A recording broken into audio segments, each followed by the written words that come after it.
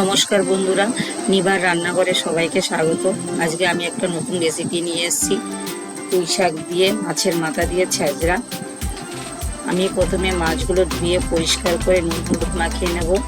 এই ছ্যাঁচড়াটা সাধারণত বিয়ে বাড়িতে বা যে কোনো অনুষ্ঠানে দুপুরবেলা গরম ভাতের সাথে পরিবেশন করা হয়। এই ছ্যাঁচড়াটা খেতে খুবই ভালো লাগে। আমি আজকে রান্না করব সর্ষের তেল দিয়ে। আপনারা রান্নাটা দেখতে থাকুন। প্রথমে কড়াতে সর্ষের তেল দিয়ে দেব। মাছের মাথার টুকরোগুলো একটা একটা করে পর তেলের মধ্যে দিয়ে দেব।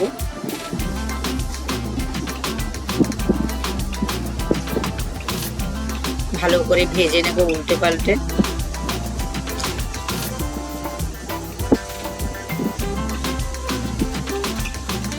ভাজতে ভাজতে আমি মাছের মাথাগুলো টুকরো টুকরো করে ভেঙে নেব। টুকরো টুকরো করে মাছের মাথাগুলো ভেঙে দিলে মশলাটা মাছের মাথার ভেতরে ঢুকে যায় আর খেতেও খুব ভালো লাগে। মাছের মাথাগুলো ভাজা হয়ে গেছে, এবার আমি আস্তে আস্তে করে নামিয়ে নেব।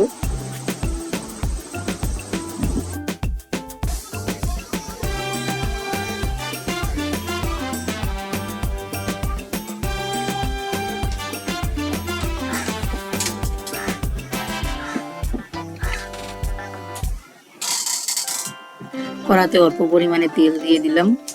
এবার আলুগুলো দিয়ে দিয়েছি, আলুগুলো ভেজে নেব। সঙ্গে পটলগুলো দিয়ে দিয়েছি ভেজে নেব। ভাজার জন্য অল্প নুন অল্প হলুদ দেব, দিয়ে ভালো করে নাড়িয়ে আমি আলু পটল ভেজে নেব। এবার কেটে রাখা কুমড়োটা দিয়ে দেব। কুমড়োটা দিয়ে আমি ভেজে নেব ভালো করে। ভালো করে নাড়িয়ে আমি বেগুনটা দিয়ে দেব। বেগুনটা একটু পরে দিলাম, কারণ বেগুনটা যদি আগে দিই তাহলে সেদ্ধ হয়ে গলে যাবে, বেশি মাত্র গলে গেলে ভালো লাগবে না। এর জন্য আমি বেগুনটা পরে দিলাম। বেগুনটা দিয়ে একটু নাড়াচাড়া করে আমি ঢাকা দিয়ে দেব, একটু সেদ্ধ হোক। ঢাকাটা খুলে দিলাম। ঢাকাটা খুলে দিয়ে আমি পুঁই শাকটাকে কেটে ধুয়ে ভালো করে রেখেছি, ওই পুঁই শাকটাকে এখন আমি দিয়ে দেব। পুঁই শাক দিয়ে আমি স্বাদ মতো নুন দিয়ে দেব।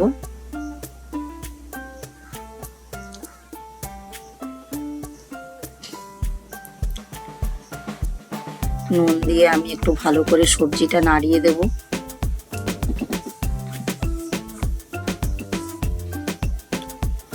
এবার আমি হলুদ দেব, লঙ্কা দেব, জিরে দেব। ভালো করে মিশিয়ে নেব। সবজির সাথে মশলাটা ভালো করে নাড়িয়ে ভালো করে মিশিয়ে নেব। ভালো করে মেশানো হয়ে গেলে অল্প পরিমাণে জল দিয়ে দেব।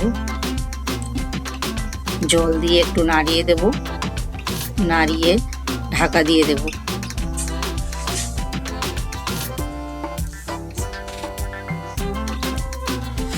সবজিটা যতক্ষণ সেদ্ধ হচ্ছে ততক্ষণে আমি আদা রসুন শিলে বেটে নেব। আমার রান্নাটা দেখে আপনাদের যদি ভালো লাগে তাহলে চ্যানেলটিকে সাবস্ক্রাইব করে দেবেন। রান্নাটা ভালো লাগলে লাইক করে দেবেন।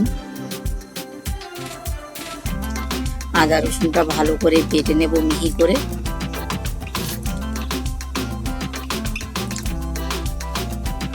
বাটা হয়ে গেছে, এবার আমি বাটিতে তুলে নেব।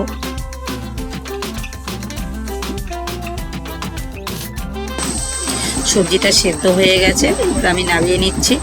এবার আমি কড়াতে একটা ফোড়ন তৈরি করব। আবারও আমি সর্ষের তেল দিয়ে দেব। সর্ষের তেলের মধ্যে দুটো শুকনো লঙ্কা দিয়ে দেব।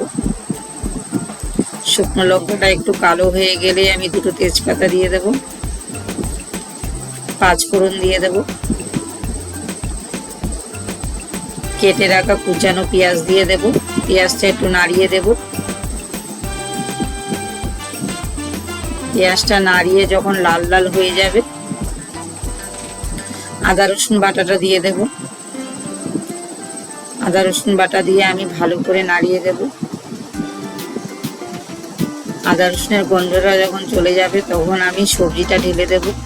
ঢেলে দিয়ে ভালো করে নাড়িয়ে দেব।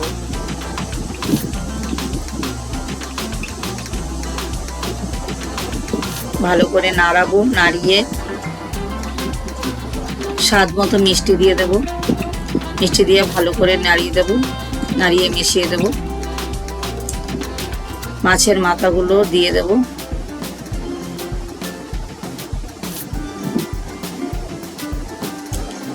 মাছের মাথাটা দিয়ে ভালো করে মিশিয়ে দেব। একটু ভেঙে দেব, ভেঙে ভালো করে মিলিয়ে দেব। আমার রান্নাটা রেডি হয়ে গেছে। এবার আমি গরম গরম ভাতে পরিবেশন করব।